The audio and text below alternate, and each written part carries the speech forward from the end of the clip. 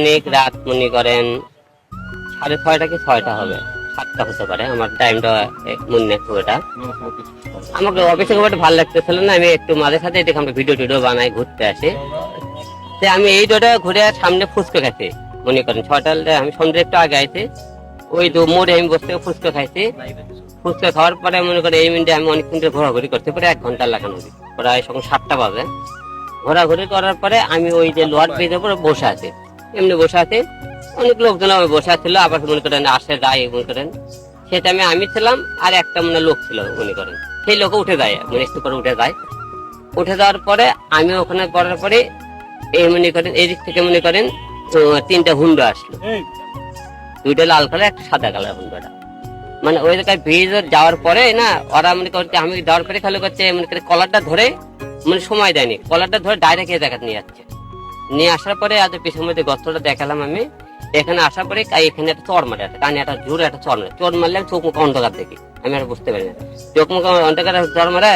ওই জায়গায় খেলে ওরা আমাকে গেলে বলতেছে যে তোর অনেক বড় সাহস, হ্যাঁ তুই অনেক বড় কলজা, হ্যাঁ তুই নাকি সামনে নির্বাচন করবি, ঢাকায় নাকি নির্বাচন করবি, মানে এই ধরনের বক্তব্য দেওয়ার পরে এই লোকটা যখন মারধর করার পরে মনে করেন 2টা মনে করেন হলে যে 3টে মনে করেন সাদা একটা হুন্ডা ছিল, সেই সাদা হুন্ডা থেকে একজন মনে করেন লোক নামলো, নামে মনে করেন বলে বলছেন হলে যে মাস্ক পরা, সবার কিন্তু হেলমেট পরা, সানগ্লাস ছিল, আর মনে মাস্ক ছিল মুখে, সবার মাথা তুলিয়েছিল, হুন্ডা নিয়েছিল।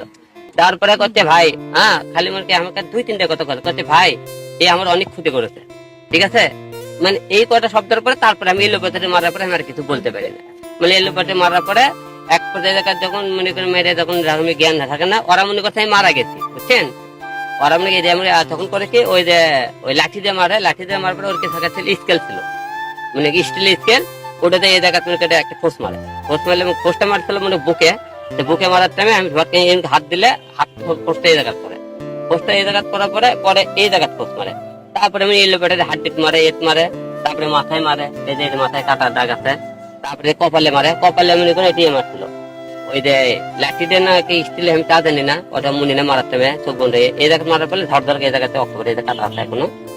তারপরে থেকে আমি মনে করি অতটা কিছু বলতে পারি না। তারপর হিরো আলম জ্ঞান হারিয়ে ফেলে এবং সে জ্ঞান ফেরার পরে থেকে সে হসপিটালে। এরপরে যা ঘটলো আপনারা ভিডিওটা না টেনে ফুল ভিডিওটা দেখার চেষ্টা করুন। আপনি আরেক জায়গায় আপনি মাইর খান, আপনি আমাকে কেন ফাঁসাইতেছেন? আমার হুন্ডা দেখছেন, আমার কণ্ঠ দেখছেন, আমার চেহারা দেখেন নাই?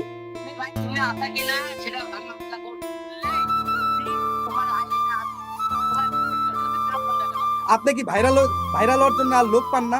খালি ম্যাক্স ছবি কেন লিগা মিয়া? আপনার কি লজ্জা শরম নাই মিয়া? নিজের বউডারও আপনি ছোট করেন, নিজের বউডারও বাজারের পণ্য বানায় থুয়ে দিচ্ছেন। আপনি ইতির লগে গিয়ে হইয়া থাকেন না, যা মন চাই করেন, এটা কি আমার ব্যক্তিগত ব্যাপার? ইতিরে তো আমি ডিভোর্স দিছি।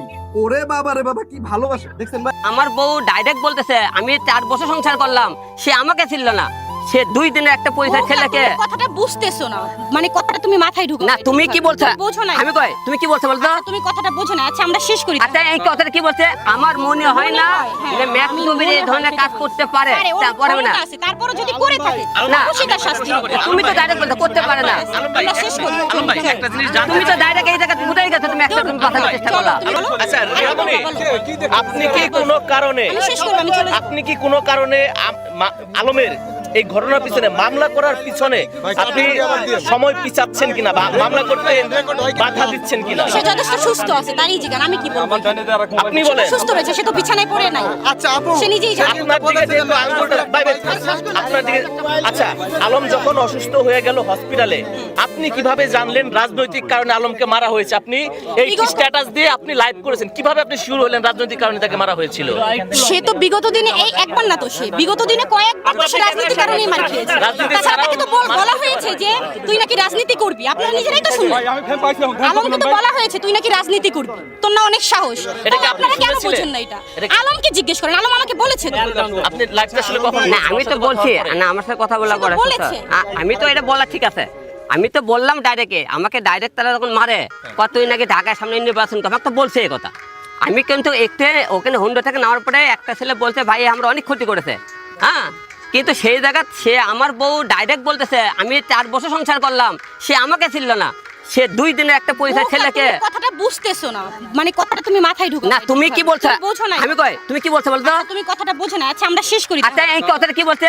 আমার মনে হয় না হ্যাঁ, যে ম্যাক্স আমি ছবির মনে এই হয় ধরনের সেটা কাজ করতে পারে, ওর তারপরে না। ক্ষমতা আছে, তারপরে যদি করে থাকে না, অবশ্যই তার শাস্তি হবে। তুমি তো ডাইরেক্ট বলতে করতে পারে না। আলম ভাই, আমরা শেষ করি। আলম ভাই একটা জিনিস জানতে তুমি তো ডাইরেক্ট এই জায়গায় বুঝাই গেছো, তুমি একটা তুমি কথা বলার চেষ্টা করলা। আলম ভাই, আলম ভাই একটা জিনিস, আপনি এখনো মামলা করেন নাই, আপনি কি কেউ মামলা না করার জন্য কেউ কিছু বুঝাচ্ছে কিনা আমি জানতে চাই। হ্যাঁ, আপনি যে এখানে আসলেন আপনারা মারার জন্য ওরা বুঝলো কেমনে আপনি এখানে আছেন? আমি এখানে 1 ঘন্টা তো ঘোরাফেরা করছি, আমি ওখানে খুশি হতে। এইটা আমার জিজ্ঞানের উচিত, আপনি কেন আসছিলেন ঘুরতে? আমি তো বললামই তো ঘুরতে আইছি, এই জায়গা তো অনেকেই ঘুরতে আসে, এই জায়গায় আপনারা দেখেন ঘুরতেছে লোকজন। আপনি কি ম্যাক্সের গাড়ি দেখছিলেন মোটরসাইকেল? 2টা লাল একটা সাদা গাড়ি দেখছি আমি। হ্যাঁ, ম্যাক্সের লাগে সাদা গাড়ি দেখছি, গাড়িটা এই জায়গা ছিল, ঠিক আছে, 3টা গাড়ি ছিল। এবং সেই জায়গা খালি বলছে ভাই এই আমরা অনেক ক্ষতি করছে, মানে এই কথাটা আমার কান পড়ছে, তো ভাই ওই আমার অনেক ক্ষতি করছে। তাহলে আমি কার ক্ষতি করছি? সাদা গাড়ি একটা দেখছি, আমি বলছি সেই দিনও বলছি কিন্তু 2টা লাল কালার একটা সাদা গাড়ি দেখছি। এবং সে আমাকে দল নাই হইবে অত্যাচারবে, সে একের পরে আমার ক্ষতি করতেছে। আমার সেদিকে ইতি সেটা গন্ডগোল, ওর স্বামী স্ত্রী, ওর তো স্বামী স্ত্রী, আমরা স্বামী স্ত্রী করো, কিন্তু সে হলে যে আমার নাম কেন বললো? আপনাকে সামনে বলছে না, সে আমার নাম কেন বলবে? তুমি তো আমার সাথে নিতে ছিল সেদিন, সে কেন বললো? এবং আমি বললাম দেখে ভাই আমি সুকেশ তুমি রিয়ার ভিডিওগুলো ডিলিট করো। সে আমাকে এত বলতেছে রিয়ার একটা ভিডিও ডিলিট করেনি।